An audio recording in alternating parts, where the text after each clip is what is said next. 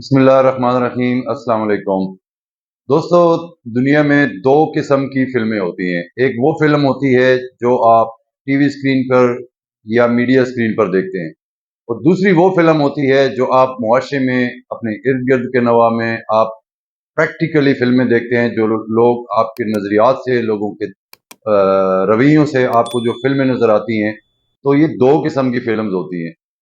اب یہ دو قسم کی جو فلمز ہیں، اس میں ایک زیادہ تر جو لوگ ہیں وہ دیکھتے ہیں میڈیا اسکرین کے اوپر۔ میڈیا اسکرین کے اوپر جو میں نے تھمبنیل پہ تصویر لگائی ہوئی ہے سلطان راہی صاحب کی، جو پنجابی فلموں کے بہت مایہ ناز قسم کے ہیرو گزرے ہیں، ہر شخص ان کو جانتا ہے۔ دوستو، اس کے ہاتھ میں ایک ویپن ہے۔ وہ ویپن ہے کہ جب وہ اپنی فلم انڈسٹری میں اپنے دور میں وہ ہیرو ہوتے تھے تو کبھی سلطان راہی صاحب کی گولیاں ختم نہیں ہوئی۔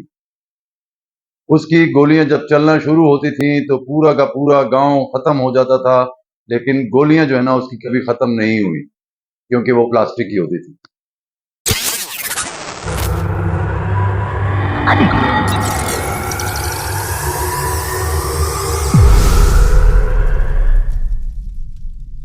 میں نے لاسٹ ویڈیو کے اندر ذکر کیا تھا، آج کل اسرائیل اور ایران کا جنگ جو ہو رہی ہے، کبھی اسرائیل حملہ کرتا ہے تو کبھی ایران اٹیک کرتا ہے، اور جیسے کہ آپ جانتے ہیں کہ 1 اکتوبر 2024 کی رات کو ایران نے ایک بھرپور حملہ کیا تھا اسرائیل کے اوپر، اور ایران نے یہ دعویٰ کیا تھا کہ میں نے تقریباً 180 پلس کی میزائل جو ہے نا وہ اسرائیل پہ داغ دیے۔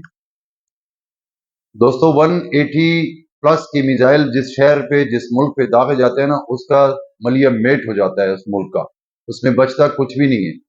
بہرحال اسرائیل نے جو ہے نا وہ یہ دعویٰ مسترد کر دیا، اور اس نے کہا جی جتنے بھی اس نے میزائل ہمارے اوپر داغے تھے، ہمارا جو ایئر ڈیفینس سسٹم ہے وہ اتنا سٹرونگ ہے کہ انہوں نے ان کو جو ہے نا سٹرائک ڈاؤن کر دیا تھا اور اس کو کاؤنٹر کر کے ختم کر دیے تھے۔ لیکن کیا ہوا کہ آپ جانتے ہیں کہ انہوں نے اپنی قوم کو، اپنی عوام کو ایک سیٹسفائی کرنا تھا کہ جی ایران نے اگر حملہ کر دیا تو اسرائیل چونکہ ایک منی امریکہ ہے اور اس کا ایک پرو امریکن اسٹیٹ ہے، تو اس نے اپنی دنیا کو دکھانے کے لیے، اپنی پبلک کو تسلی دینے کے لیے انہوں نے ایک جوابی کارروائی کرنی تھی، جو اس نے 2-3 دنوں میں جوابی کارروائی کر دی اور بھرپور طریقے سے ایک حملہ کیا، جس میں حسب روایت ایران کا بھی کوئی خاصا نقصان نہیں ہوا۔ یہ جو دونوں ایک دوسرے کے اوپر میزائلز اور اٹیکس اور یہ وہ ہو رہے ہیں، نقصان کسی کا کچھ نہیں ہوتا۔ تو اسی طرح اس سے مجھے یہ یاد ہوا کہ یہ جو سلطان راہی صاحب کی مووی میں ہم دیکھتے تھے کہ وہ گولیاں چلائی جا رہے ہیں اور وہ ختم نہیں ہو رہی، سو سیم گوز ٹو دوستو، لاسٹ ویڈیو میں میں نے بڑی ڈیٹیل سے بتائی تھی کہ بیسیکلی جو ایران ہے، ایران ایک پرو امریکن کنٹری ہے۔ ایران اسرائیل کا سہولت کار ملک ہے۔ ایران کا وجود کیوں آیا تھا؟ بیسیکلی ایران کا وجود سینٹرل ایشیا کے اندر ایک متبادل مذہب اور متبادل ایک اسلامی اسٹیٹ کا قیام کرنا تھا، اور یہ تصور دینا تھا دنیا کو کہ امریکہ کا اگر مخالف ملک ہے اس وقت اسلامی ممالک میں تو وہ ایران ہے، جو امریکہ کو آنکھیں دکھاتا ہے، امریکہ کے ساتھ بدماشی کرتا ہے، اس کو وہ تھریٹ بھی کرتا ہے، اور اسی طرح کی جو آنکھ مچولی ہے وہ چل رہی ہے۔ یاد ہوگا آپ کو 1974 کے اندر جب اسلامی سربراہی کانفرنس پاکستان میں ہوئی تھی، جس کے میزبان ذوالفقار علی بھٹو شہید تھے، اور اس کے بعد انہوں نے ایک ایجنڈا پیش کیا تھا کہ جی ہم اسلامک بم بنائیں گے، اسلامک بینکنگ سسٹم بنائیں گے، اور اقوام متحدہ کے آلٹرنیٹ ایک دوسری UNO بنائیں گے اسلامک۔ تو یہ سارا جو ایجنڈا تھا، اس کے بعد پھر کیا ہوا؟ اس کے بعد ایران میں انقلاب آتا۔ ایران میں انقلاب جو ہے وہ بیسیکلی نہیں آیا تھا، وہ شہنشاہی ایران کو ایک مخصوص ایجنڈے کے تحت ریپلیس کر دیا گیا تھا۔ شہنشاہی ایران بھی امریکہ کا ہی بندہ تھا اور اس کا بڑا پرو تھا، لیکن اس وقت چونکہ ایک آئیڈیا جنریٹ ہو گیا تھا اسلامی ممالک کے سربراہان میں کہ ایک ایٹمی اسلامک بمز ہونا چاہیے اور اقوام متحدہ بھی علیحدہ ہونا چاہیے اور اس طرح کی جو چیزیں ہونی چاہیے، تو امریکہ اور جو یورپین کنٹریز تھیں ان کے ذہن میں یہ خدشات پیدا ہوئے کہ چاہے یہ ایجنڈا ابھی تکمیل کو نہیں پہنچتا، لیکن یہ ایجنڈا کریٹ ہو گیا ہے، لوگوں کے ذہنوں میں یہ خیال آ گیا ہے، تو یہ کسی بھی سٹیج پر جا کے مکمل ہو جائے گا۔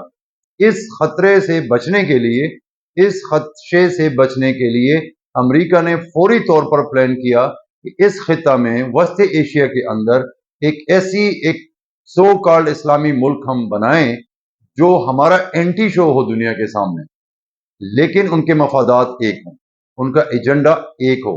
تو انہوں نے پھر شہنشاہ ایران کو ریپلیس کیا اور خمینی صاحب کو لائے، جو انقلاب کی صورت میں آیا۔ ان کو لوگوں نے بڑا ایکسیپٹ بھی کیا، اسلامی دنیا میں اس کو بڑا سراہا گیا۔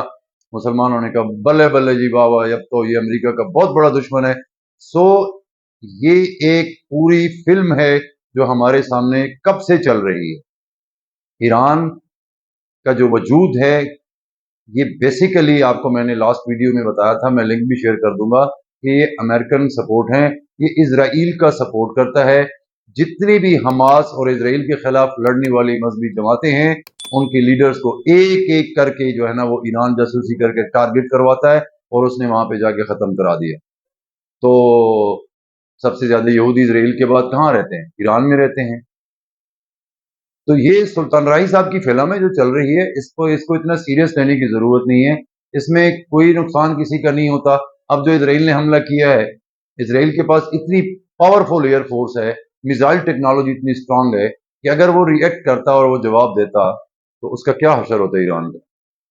یا ایران نے جو اپنی میزائل ٹیکنالوجی داغی تھی اسرائیل پہ، جس میں 300 مطلب کہ آپ 180 پلس کچھ کہہ رہے ہیں، کچھ 300 کہہ رہے ہیں، اس میں سے صرف 3 میزائلیں تو شہری آبادی بھی گئے تھے، باقی تو سارے ریگستان میں چلے گئے۔